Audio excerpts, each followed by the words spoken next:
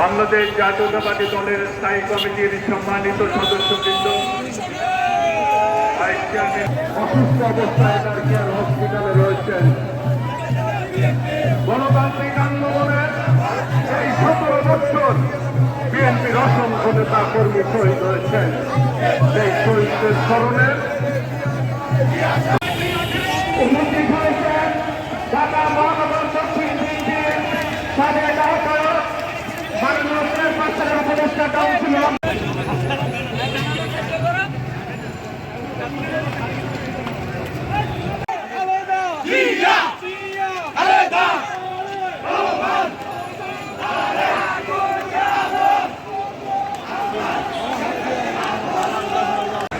ঠিক আছে। আর এখানে ঘোষণার সময় যিনি ঘোষণা করবেন তিনিই থাকবেন, আর কেউ মাইক্রোফোনের পিছনে আশেপাশে থাকবেন না, এটিও আমাদের সিদ্ধান্ত। এই নিয়ম এবং ঢাকা মহানগর পশ্চিমকারী ব্যানার এখানে একজনও দাঁড়াবেন না। আপনাদেরকে নির্ধারিত জায়গা দেওয়া হয়েছে, দয়া করে নির্ধারিত স্থানে আপনারা চলে যান। কোনো ব্যানারের নাম বলা হবে না, ব্যানার গুটিয়ে নির্ধারিত স্থানে আপনারা চলে যান। প্রিয় নেতৃবৃন্দ, আমাদের সাংবাদিক ভাই বোনদের জন্য আমাদের মঞ্চের 17 বছর যার নেতৃত্বে এই দেশের মানুষ গণতন্ত্রের জন্য লড়াই করেছেন, ফ্যাসিবাদের পতন হয়েছে।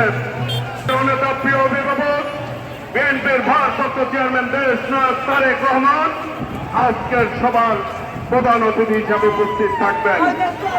সভাপতি হিসাবে সভাপতিত্ব করবেন বিএনপির বিপ্লবী মহাসচিব মির্জা ফখরুল ইসলাম আলমগীর।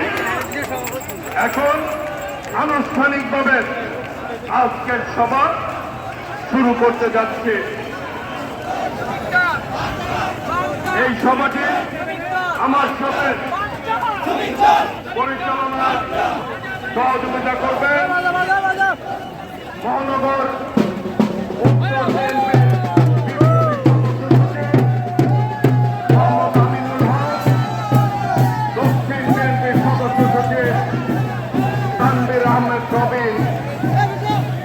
আমি আনুষ্ঠানিকভাবে আজকের এই সভাটি সভাপতির অনুমতি ক্রমে শুরু করছি। প্রথমে কোরআন থেকে তালাওয়াত করবেন কেবল আমাদের প্রিয় নেত্রী বেগম খালেদা জিয়া।